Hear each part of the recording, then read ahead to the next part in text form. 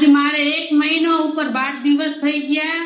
એમાં મેં 10 કિલો વજન ઓછું કર્યું અને સાથે એને મને બહુ જ માથું પણ એટલું દુખતું હતું કે મહિનામાં તો 5-6 ગોળી તો ખાવી જ પડે, પણ હવે એ માથું નથી દુખતું અને બીજું કે મને પગના તળિયા બહુ બળતા હતા, એડી બહુ દુખતી હતી, હવે એ પણ કઈ થાતું નથી।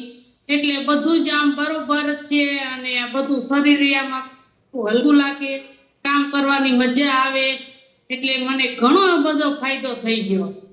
અને ખાવા પીવામાં શું શું ફેરફાર કર્યા તમે? ખાવા પીવામાં કઈ ફેરફાર કરવાનું એટલું બધું ઓલું નથી, જે આપણે ખાતા પીતા એ બધું 5 ટાઈમ ખાઈને વજન ઓછું કર્યું।